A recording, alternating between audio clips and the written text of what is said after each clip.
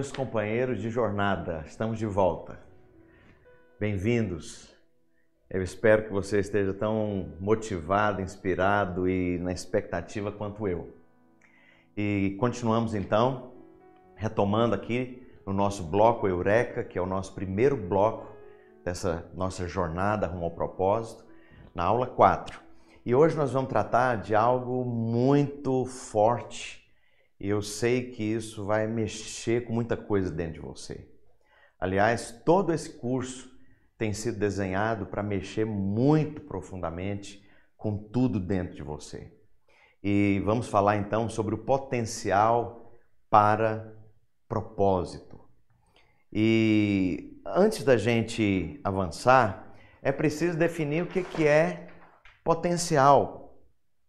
E aí na sua tela, eu convido você a ver comigo o que é potencial. Olha só, potencial é o conjunto de habilidades, capacidades e recursos ainda não desenvolvidos e utilizados. Aquilo que pode realizar-se tornando-se uma ação concreta.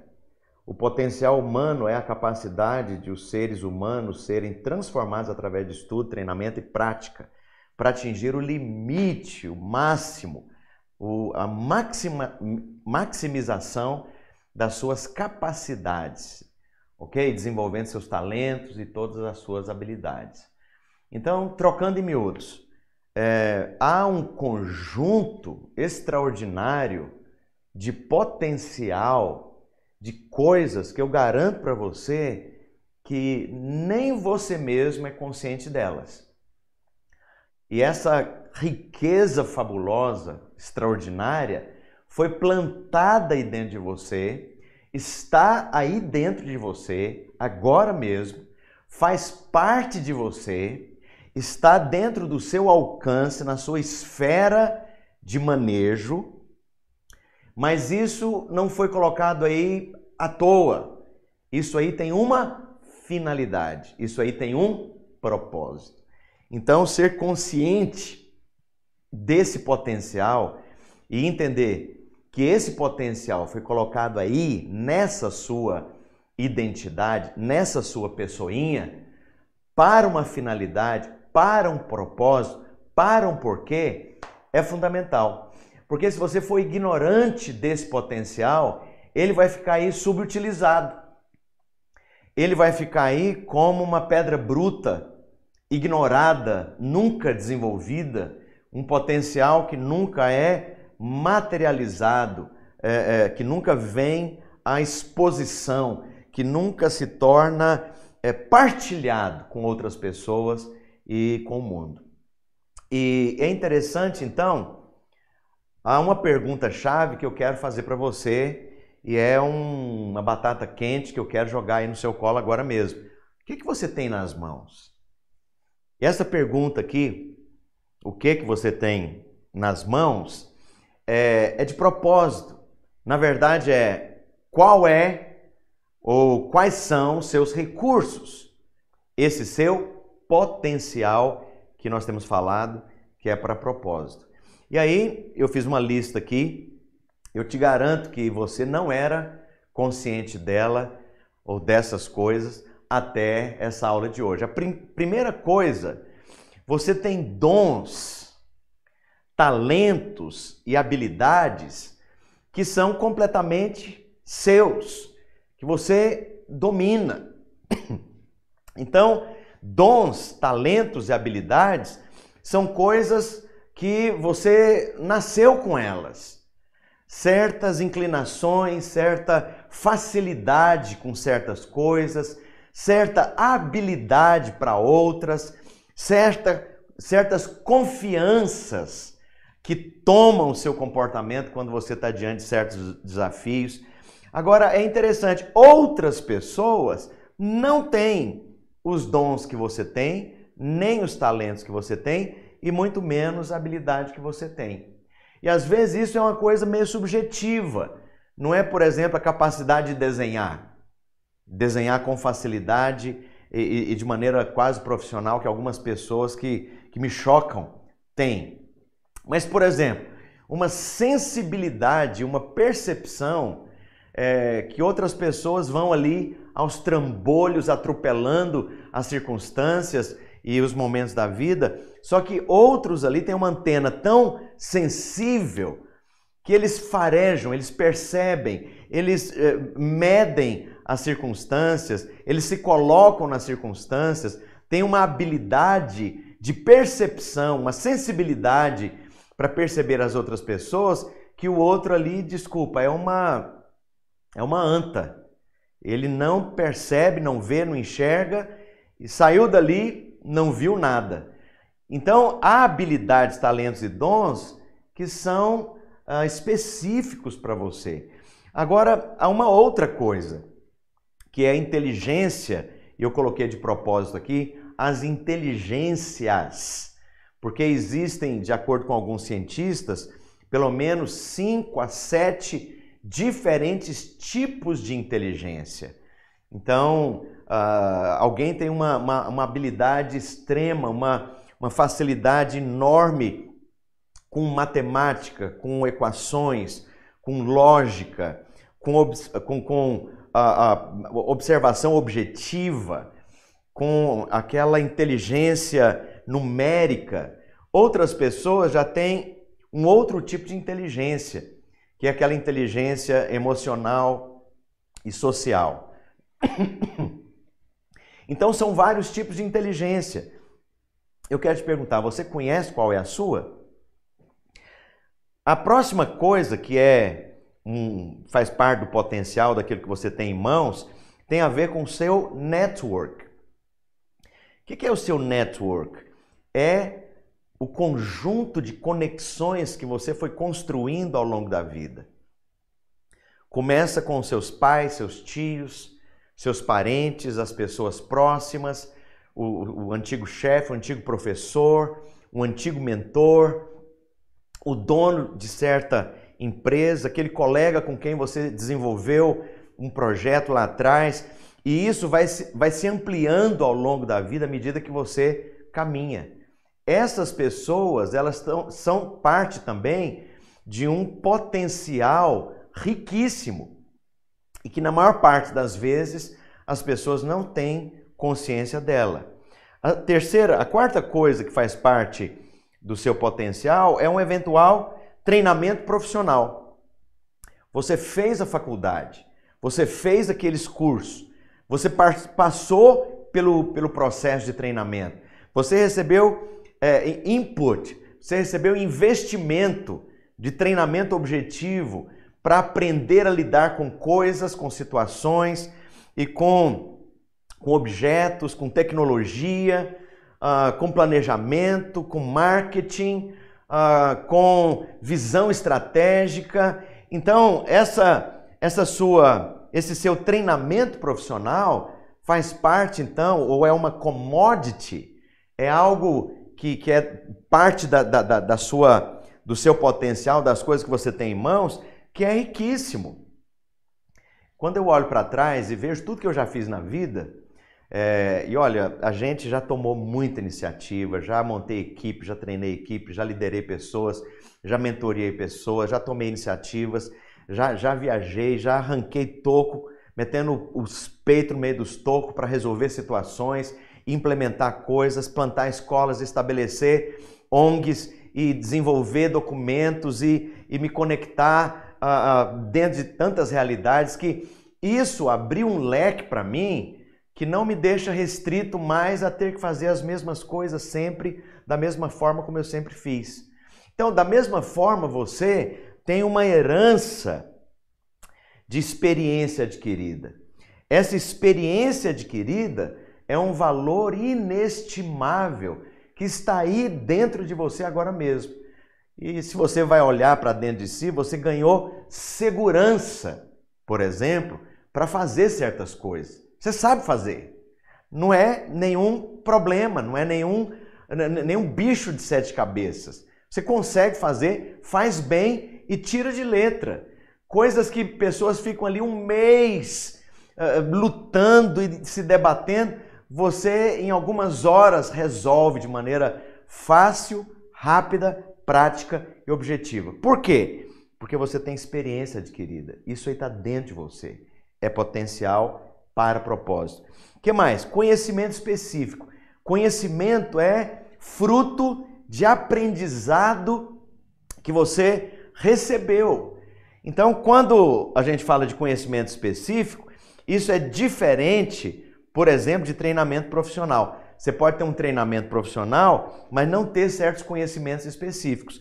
Conhecimento específico é quando você sabe, com detalhes, pode transferir para outros o conhecimento adquirido sobre lidar com certas situações, com certas coisas, com certos desafios. Então, conhecimento você pode ampliar indefinidamente. E hoje mesmo você tem esse conhecimento dentro de si. E há uma outra coisa que faz parte do seu potencial para propósito, que é a sua saúde e o seu vigor físico. Isso aqui você tem um prazo delimitado. Então, à medida que a vida vai avançando, essa commodity, que é a saúde e o vigor físico, a tendência normal da vida é que isso vá declinando. Mas hoje, você tem saúde. O que é saúde? A sua boa disposição física. Você tem estamina, você tem energia, você tem boa disposição, você tem vigor. Você acorda de manhã, pode fazer, pode se levantar, você não está limitado por enfermidades ou doenças ou questões de saúde que te bloqueiam ou te impedem de realizar aquilo para o que você veio à existência. Mas esse seu conjunto extraordinário de potencial tem a ver também com o tempo de vida. Você sabe que cada dia que você vive, você queimou definitivamente e sem possibilidade de retorno 24 horas da sua existência. E assim, esse curso todo, o propósito dele é te motivar, te inspirar, compartilhar ferramentas, te levar a conquistar todo o seu potencial, a maximizar o seu potencial e a alcançar o seu propósito. Não é te desanimar. Mas é preciso dizer uma coisa, cada dia que você queima, cada 24 horas que você joga na lata de lixo, você está um dia a mais próximo do dia da sua morte. Você já pensou por esse lado? Que cada dia que você tem a menos? E isso é uma coisa engraçada, né? Porque quando a gente comemora aniversário, eu sempre tive essa crítica comigo.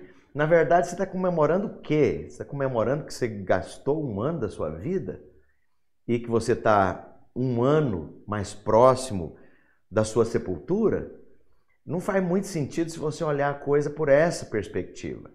Mas é interessante, tempo de vida é algo que você não controla. É algo que está aí determinado, nós só não sabemos. Você tem um número de anos, de meses, de dias, de horas, de minutos e de segundos que estão determinados sobre a sua vida. Você é incapaz de adiantar um único segundo da sua existência. E esse tempo de vida, nós podemos chamar isso também de prazo. Esse prazo foi posto, foi plantado, foi investido, foi colocado aí dentro de você para cumprimento do seu propósito. E isso é outro potencial que você tem. Mas tem uma outra coisa aí, caminhando para o fim da nossa longa lista, são as oportunidades, portas abertas. E que são essas oportunidades? É estar no lugar certo, nas condições certas, com o alinhamento de coisas às mãos e em contato com as pessoas certas para a oportunidade certa.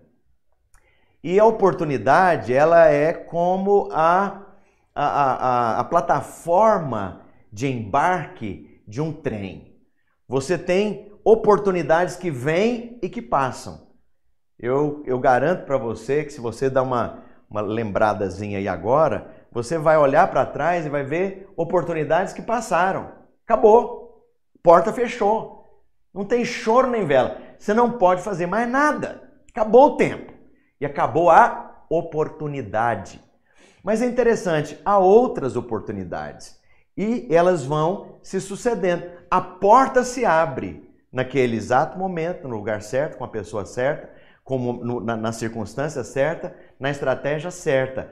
Ou entra ou ela desaparece para dar lugar a uma outra que virá a seguir. Você tem várias oportunidades. Agora, novamente, essas oportunidades têm um número limitado. Você não tem todas as oportunidades. Você tem muitas oportunidades. É diferente. E, finalmente, algumas pessoas mais, outras menos, elas têm bens, elas têm investimento, elas têm possibilidade, e isso facilita muitas coisas. Mas eu quero te garantir uma coisa. Você não tem que ter necessariamente recursos financeiros para cumprir o grande projeto da sua vida, ou o grande plano existencial da sua vida, o seu propósito. Agora, eu não sei se você sabia que você tinha todas essas coisas aqui.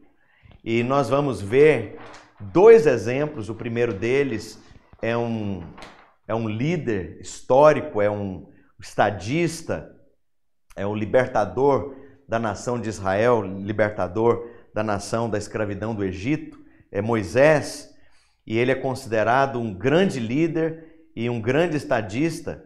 E é interessante, se você olha a vida desse líder, eu gostaria de chamar a atenção um pouquinho sobre ele. Nós vamos ver um pouco sobre Moisés e logo adiante, logo daqui a pouco, nós vamos ver uma outra pessoa do nosso tempo atual, que eu tenho certeza todos vocês já ouviram falar e conhecem. Mas falando primeiro, então, do nosso líder aqui, Moisés, é interessante. Qual o potencial que Moisés tinha? Primeira coisa, ele conhece muito bem a sua identidade. Ele sabe quem ele é. E é curioso, quando você está vivendo cada dia o seu tempo, os seus desafios, em algum momento da vida, a ficha vai cair. Em algum momento da vida, você vai ter aquele momento, descobri por que eu estou aqui. Entendi porque eu sou quem eu sou. Entendi porque eu nasci onde eu nasci. Entendi porque eu sofri o que sofri, vivi o que vivi, recebi o que recebi, sou filho de quem eu sou. Então, esse alinhamento de condições, e à medida que você lê essa realidade que te cerca, ela vem para clarear quem é você, a sua identidade. É impressionante como você, então, entende, entre aspas, soma 2 mais 2 e sabe o porquê que você está nesse planeta. Assim aconteceu com Moisés. Moisés conhecia quem era e ele conhecia também o seu propósito. Ele entendeu, se você vai ler a história do êxodo judaico e vai ler todos os detalhes da preparação de Moisés, do alinhamento de condições que Moisés viveu, ele claramente entendeu que ele era levantado para libertar o povo de Israel, a nação de Israel, da escravidão e do jugo egípcio. A ficha caiu. Ele leu as circunstâncias e falou, pera lá, eu sou o único dentro desse contexto inteirinho que é capaz de fazer isso. Olha só onde eu vivi. E nós vamos falar daqui a pouco sobre isso. Mas finalmente ele se torna consciente do seu potencial. Ele enxerga o que ele tem em mãos. E ele descobre que ele é a única pessoa que tem acesso a esses recursos, leia-se potencial, para cumprir o objetivo da libertação da nação de Israel do Egito. Mas eu gostaria de convidar você a ir aqui junto comigo nos nossos slides, que vão aparecer aí na sua tela, para acompanhar os detalhes aqui desse nosso Moisés. A primeira coisa é que Moisés, nós já falamos isso, leu as circunstâncias ao redor de si. Por que ele leu as circunstâncias? Eu falei que, em primeiro lugar, ele descobre ou ele entende o porquê da sua identidade. E olha só, qual é a sua identidade? A identidade de Moisés. Ele era filho de escravos, da estirpe dos escravos, da descendência dos escravos, mas por uma razão inexplicada, ele é colocado dentro do ninho da serpente, que é o palácio do faraó, e ele é adotado pela própria filha do faraó. Então, ele nasce nessa interface. Ele, por um lado, é escravo, tem sangue de escravo, é da etnia de escravos, vem de uma origem de escravos. Por outro lado, ele cresce como filho da filha de faraó, dentro de um palácio, e ele tem acesso àquilo que ninguém mais da sua etnia e nacionalidade teve acesso. Moisés, então, ele descobre que ele, por conta desse treinamento em todas as ciências e artes do Egito, e quem era o Egito, ou o que era o Egito naquela época, era a principal potência militar, tecnológica e econômica da Idade Antiga, nessa época que Moisés viveu. E ele é então treinado no ápice. Ele partilha, por estar dentro do palácio, por participar ali da ideologia dominante.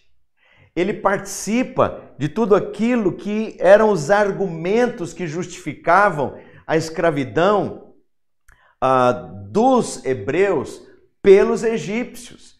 Só que tem um detalhe. Ele não se vê como escravo, porque ele cresceu dentro do palácio, recebeu todo esse treinamento extraordinário e a identidade dele é de príncipe. Então, todos os outros patrícios, ao olhar no espelho, viam um escravo.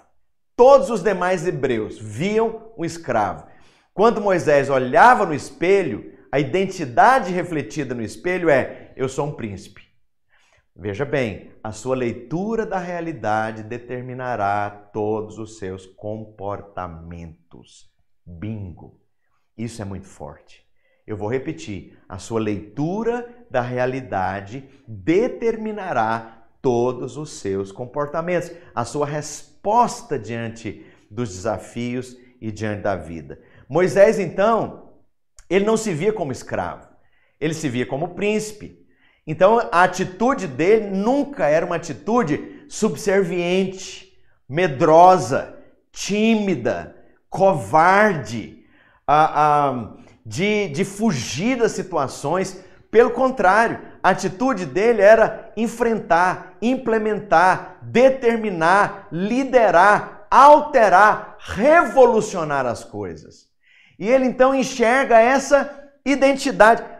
E não precisa muito para fazer isso. Ele só olhou para as circunstâncias. Ele olha quem ele é, ele olha de onde ele vem, ele olha de quem ele é filho, ele olha onde ele cresceu, ele olha o que ele recebeu de treinamento, ele olha o que é possível fazer, ele olha que ele tem a faca e o queijo na mão, e ele diz então: bingo, vamos lá, eu sou a pessoa.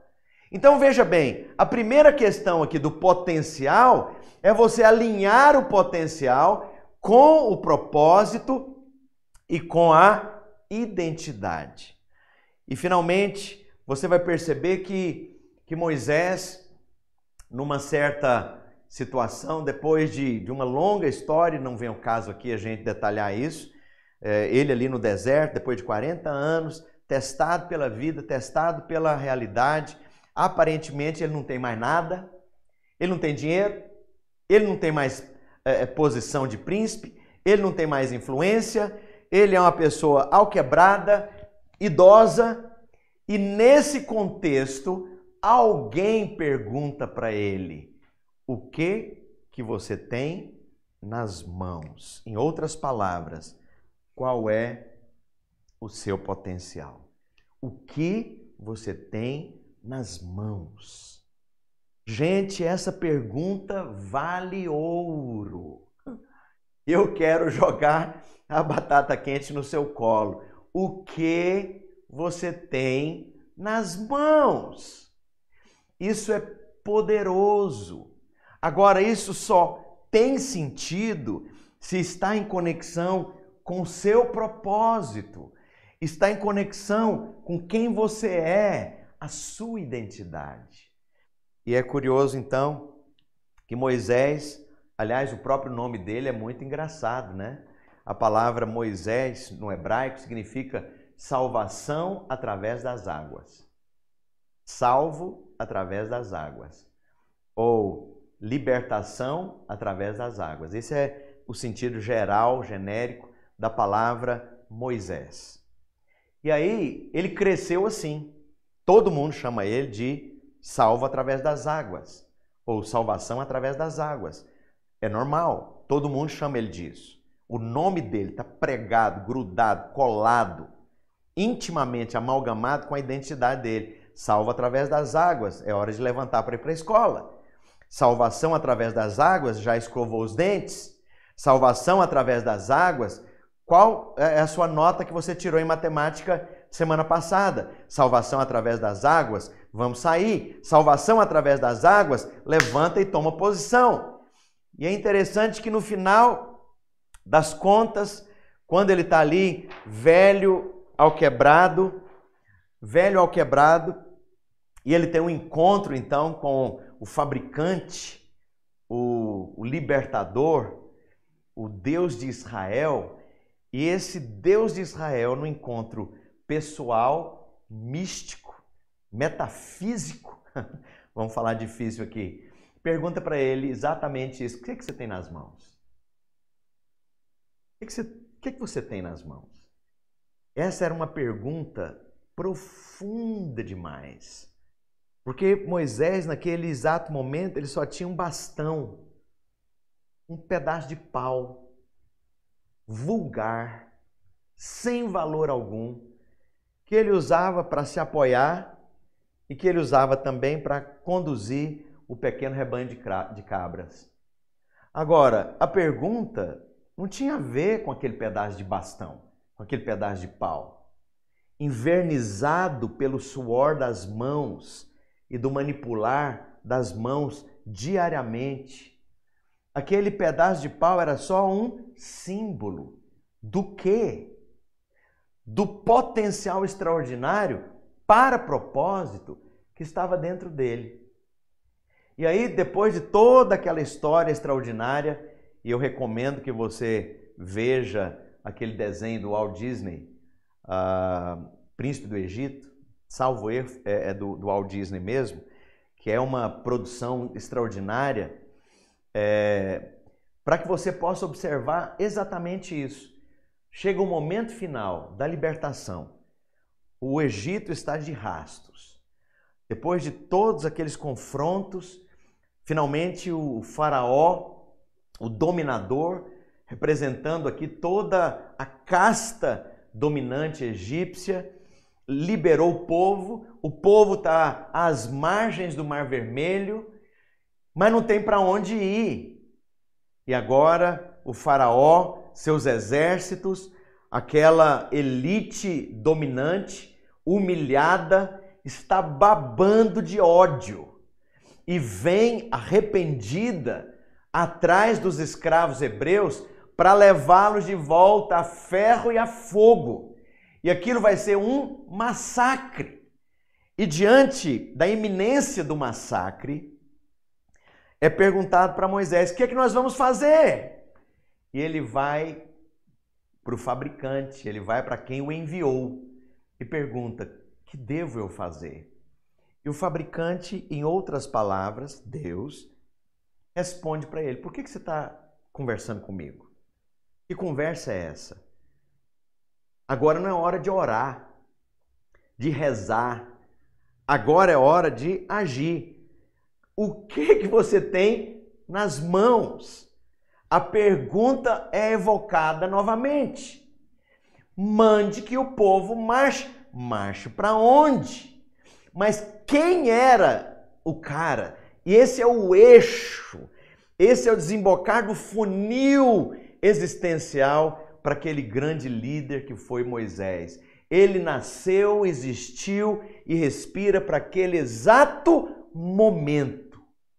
Naquele exato momento, o nome dele, salvação através das águas. Ele enxerga o mar fechado, ele vê o bastão, ele entende quem o enviou, ele sabe quem ele é, ele conhece o propósito, o povo está ali na expectativa, ele sabe do potencial, ele manda então que o mar se abra.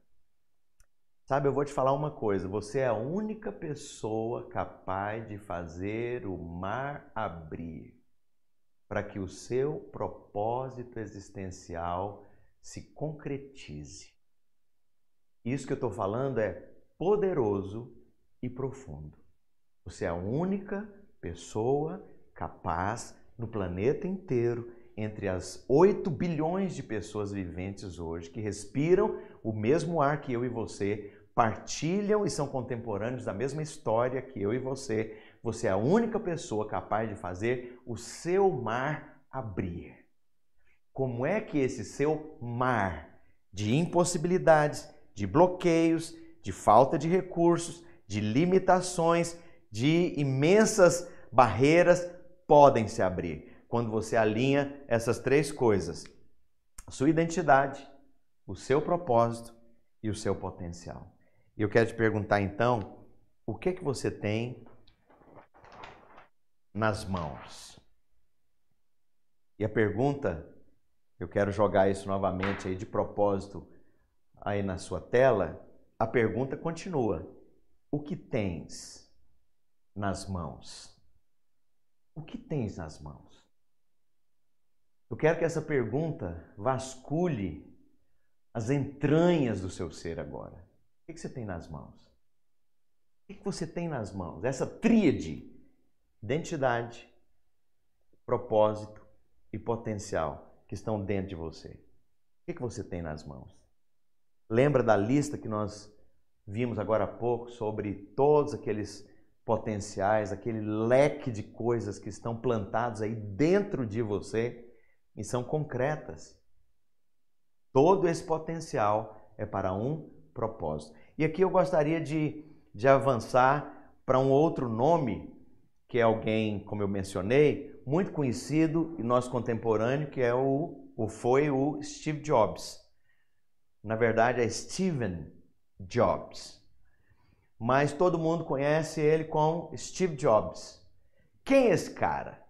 Americano, nasceu em 1955, foi adotado no início, aí nos primeiros dias de vida.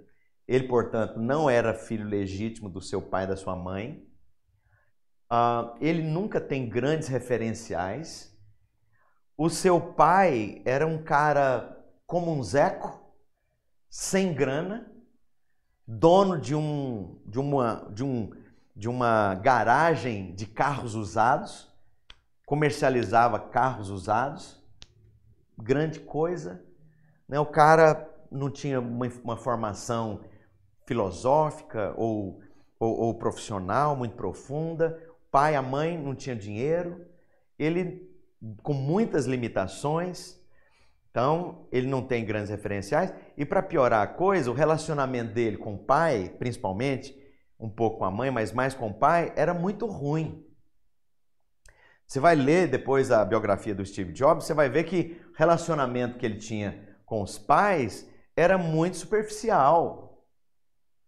Então, você não pode dizer que o pai é o grande mentor, o grande referencial. E deixa eu abrir um parênteses aqui. Aliás, essa coisa da figura do nosso pai, né, dos nossos pais, em especial do pai, é muito determinante para você descobrir o fio da meada do seu propósito existencial. Pais costumam dar propósito para a vida. Mães costumam nutrir, acolher, suprir, proteger. Mas pais foram colocados na nossa vida para ser o grande referencial existencial. Isso é o comum, isso é o normal. No caso do Steve Jobs, não foi assim. O pai dele era um Zé Ruela, desculpa a palavra feia. É um cara como um Zeco. Tá, legal. Punha comida na mesa, leite e pão na mesa, pagava ali a casa, pôs o menino na escola, mas não foi o grande referencial existencial para Steve Jobs. E, aliás, isso nos leva a avaliar muita coisa na nossa vida. Quando eu olho para mim também, para a minha história de vida, os meus pais, especialmente o meu pai, não foi o principal referencial existencial. E eu quero te perguntar, o seu pai foi, sua mãe? Quem? Quais são as pessoas?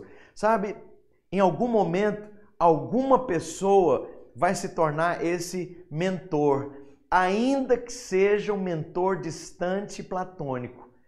Quando você olha, você vê e se identifica e fala, é isso que eu quero ser, é isso que eu quero viver, é aquilo ali que eu quero fazer, é daquela forma que eu quero gastar minha vida. Por isso, há líderes que acreditam em você, que investem no seu potencial, que inspiram você, que medem você não pelo que você fez ou faz, mas por aquilo que você é capaz e tem potencial para fazer. Essas pessoas têm a possibilidade de alterar o nosso destino, alterar o nosso futuro. Foi assim comigo. Eu posso te falar de meia dúzia de pessoas que mudaram a minha vida.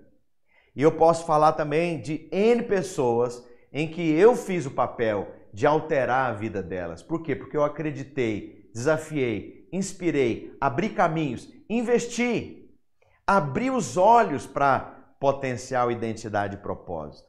Mas é interessante, Steve Jobs, então, ele não teve nos seus pais essa referência natural. E, para piorar, ele não tinha dinheiro nenhum. Ele era um Zé Ninguém. E, completando o leque de incompetências ou de impossibilidades, ele nem teve formação profissional. Você vai perceber que ele vai para a faculdade, se você quiser depois dar uma olhada na biografia dele, mas ele fica 6 meses na faculdade. Ele não se interessa, ele sente que ele perdeu o tempo dele. E aí ele começa então a se envolver com oficinazinhas de ponta de esquina, oficina eletrônica. E essa época, né, a década de 70, o despertar dessas coisas eletrônicas. E ele começa então a se interessar por isso. E nesse contexto, ele mergulha no álcool e nas drogas. Alguém aqui já deve ter ouvido falar, cocaína certamente, mas LSD. LSD é uma droga que destrói neurônios, que potencialmente leva as pessoas até para a esquizofrenia. Steve Jobs mergulhou no LSD. E é interessante quando você olha então esse cara que não tem nada para dar certo.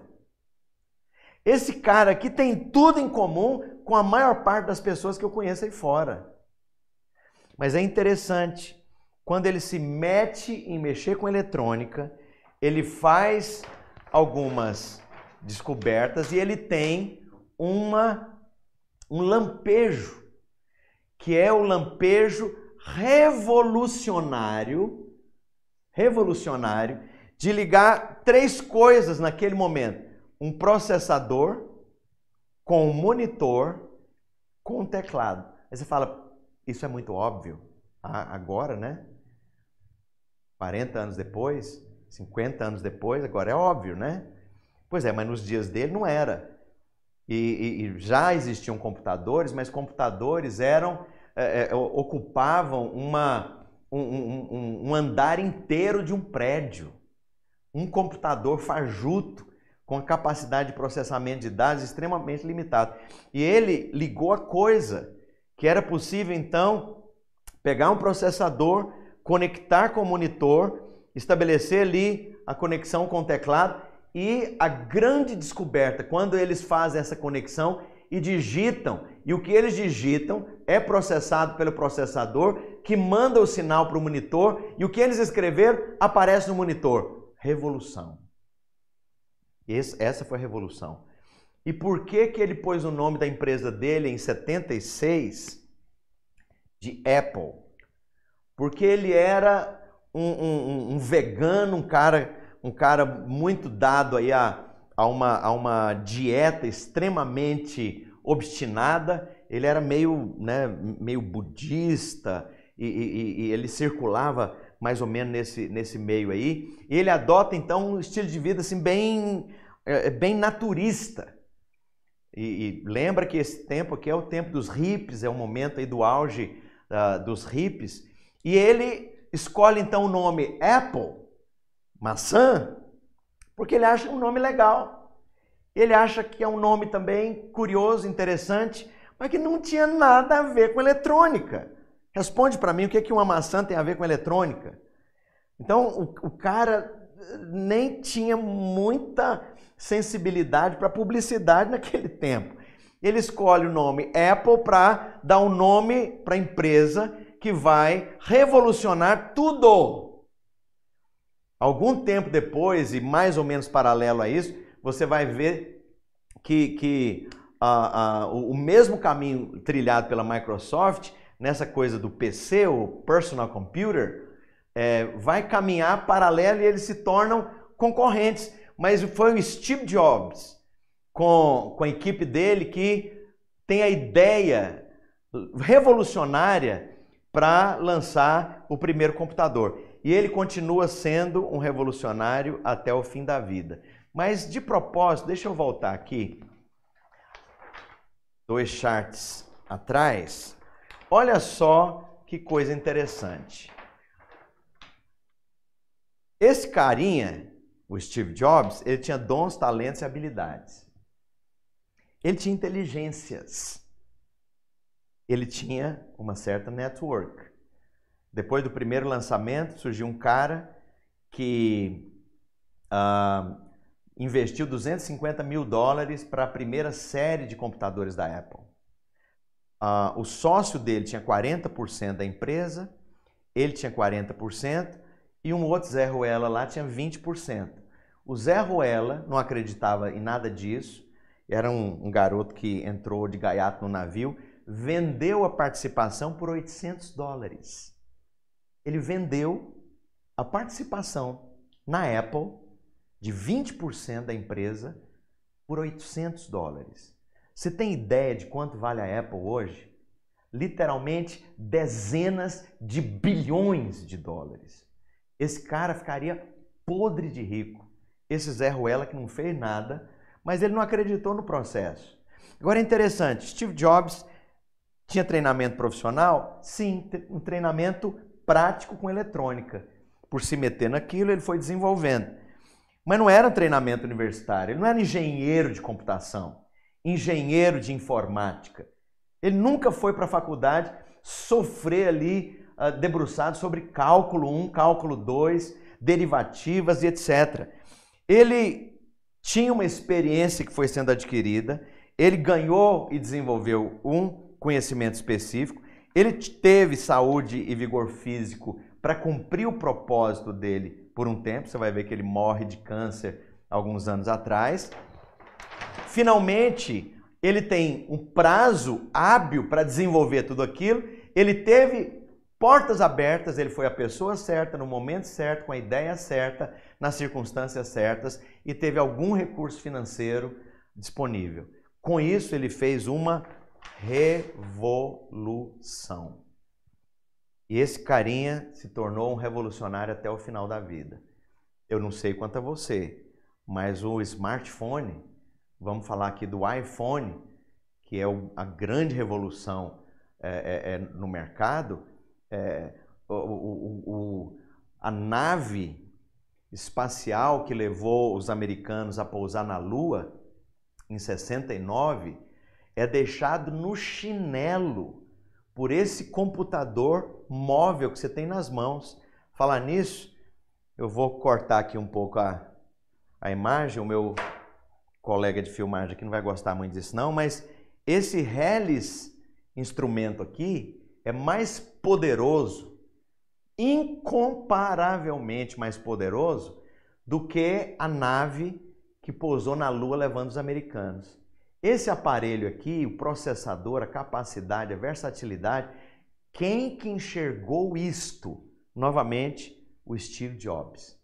E aí os chineses, a Android e todas as outras marcas, os coreanos e os finlandeses, todo mundo só copiou o que ele lançou no mercado há pouco mais de 10 anos atrás, o primeiro iPhone. Isso é extraordinário. Agora veja bem, esse cara mudou, alterou, causou um avanço em todas as áreas. Eu me lembro há 15 anos atrás, para tirar fotografia, pelo amor de Deus, era um parto. Tem que comprar o filme, encaixa o filme na máquina e tem que ter todo cuidado, porque você tem que guardar aquele filme sem exposição à luminosidade, senão queima tudo. Hoje em dia, com um Hélice aparelho como esse aqui, você tira fotografias de qualidade imensamente superiores e manda para onde você quiser no planeta. Isso não é extraordinário? Agora, o que esse cara fez? Ele descobriu que ele tinha identidade, havia um propósito, possibilidades e havia um potencial. E ele então fez a coisa acontecer. E aqui eu quero usar o contraponto, né? E na sequência eu quero falar sobre as baratas. E aí você pergunta, mas que raio de ilustração é essa? Vamos falar um pouquinho sobre as baratas. As baratas são seres resignados. Eles são seres com um comportamento bovino, um comportamento manso. Você não vê barata venenosa, barata furiosa, né? Você tem esse ser que vive resignado, incógnito, detestam mostrar a cara, escolhem viver no escuro, não têm perspectivas, vivem contentes nos lugares mais lúgubres, úmidos, fétidos, normalmente dentro de esgotos. Então vivem mal, comem sobras furtivamente na sua cozinha, morrem de medo, vivem na sujeira, raramente veem a luz do dia. E quando fazem, estão aterrorizadas pelo medo, fogem de você, vivem fugindo. E qual é o grande potencial das baratas? Nenhum. Eu quero te falar então uma coisa muito importante. Eu quero dizer para você que resignação é o contrário de paixão e de propósito. Baratas são resignadas. Homens e mulheres que entendem da sua identidade, do seu propósito e do seu potencial, fazem as coisas acontecer. E eu quero te falar que o propósito desse curso é levar você a fazer as coisas acontecerem. Eu quero te estimular, eu quero te desafiar, eu quero te inspirar, eu quero armar você até os dentes com esse entendimento, com esse alinhamento de percepções. Não é à toa que você está aqui agora, no momento certo, do jeito certo, recebendo o entendimento certo, para que, com o objetivo de, em função de cumprir o seu propósito, desenvolver o seu potencial e fazer manifestar a sua real identidade. Então, tem algo muito interessante aqui. Se você encontrar o seu propósito, você achará também a sua paixão. E como eu já disse, o seu propósito está intimamente ligado à sua identidade e ao potencial, que é aquilo que nós estamos estudando hoje. Então, encontre o propósito, você vai encontrar a sua paixão. Qual que é o contrário disso, ou o oposto disso? É viver resignado como uma barata. Qual a diferença, então, entre essa Hélice barata e alguém que cumpre o potencial? Quem cumpre o potencial é porque abraçou o desafio de enfrentar a vida e dar resposta diante das circunstâncias. Você nasceu para dar respostas diante das suas circunstâncias. Não interessa o tamanho do problema, do desafio, das limitações, das dificuldades, das perdas, das dores, das marcas, das feridas, das cicatrizes, dos traumas, desculpa a palavra feia, da desgraceira que você viveu. E por isso eu trouxe aqui a vida do Steve Jobs. Em que esse cara é diferente da maioria dos jovens que eu conheço, que eu conheci? Em nada. Em nada. Ele podia ser apenas mais um Zé Ruela resignado, feito às baratas. Só que com o que ele tinha em mãos, ele fez do limão uma limonada. Ele fez do pedregulho e das pedras uma escada que o levou ao topo. E esse homem se tornou um dos homens mais ricos, poderosos e influentes do planeta. E a coisa aqui não é nem ganhar dinheiro. A coisa aqui é o estrondoso, fantástico, inspirativo sucesso. E eu quero te falar que você tem as mesmas chances. E gente, eu estou consciente aqui. Eu não estou querendo ser aqui alguém que está te iludindo, enganando com palavras fáceis e tolas. Sabe que o pior do que eu estou falando é que é verdade. Você tem aí ao redor de si a identidade, o potencial e o propósito para serem cumpridos. Vá em busca disso.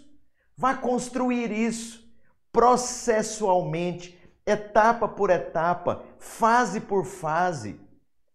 Alinhe os meios, descubra os planos, veja quem pode investir, apoiar, fortalecer você para isso. Invista em si mesmo, em treinamento, em entendimento, em conhecimento. E um dia por vez, vá construir o seu grande destino. E aí, terminando a aula de hoje, há uma pergunta: propósito e destino são as mesmas coisas? Eu pergunto de novo: propósito e destino são as mesmas coisas? Não. Propósito e destino não são as mesmas coisas. Propósito é aquilo para o que você nasceu para ser, viver e manifestar. Destino é a fronteira final. É o que você finalmente construiu, conquistou, manifestou, estabeleceu, fez, tornou-se. Então, entre o destino, que está lá no final da linha de chegada, e o propósito, há um processo, há uma resposta diante da vida e diante do potencial extraordinário que você tem. E entendendo isso, a gente pode usar aqui, por exemplo, uma ilustração bem simples de um violão de marca, um violão profissional, um violão caro, um violão sensível, que nasceu com todas as características, com todos os detalhes, o tipo de madeira, o tipo de design, o tipo de material usado na fabricação, as técnicas do desenho exato, do tamanho exato, da posição exata da haste, da caixa acústica do violão, da proporção, da profundidade da caixa acústica. Esse violão, esse pretenso violão que nós estamos criando aqui agora na nossa cabeça, ele nasceu, ele veio a existir para ser tocado em concertos por profissionais de primeira categoria e fazer o melhor tipo de música. Só que esse nosso violão, na trajetória dele, ao ser comprado, ele foi guardado dentro de um ambiente úmido, escuro e mofado. Ele ficou lá guardado, inerte, sem desenvolver seu potencial, sem manifestar a sua identidade, que ele nasceu para ser, sem cumprir o propósito durante muitos anos. E finalmente, quando alguém vai e abre a caixa daquele violão extraordinário, nós podemos mostrar aqui o violão no slide só para ilustrar a sua cabeça. Quando finalmente alguém vai olhar o violão, ele já não é capaz de tocar a música, de estabelecer aquelas frequências, de trazer o timbre com a qualidade e com a possibilidade que ele nasceu para ser.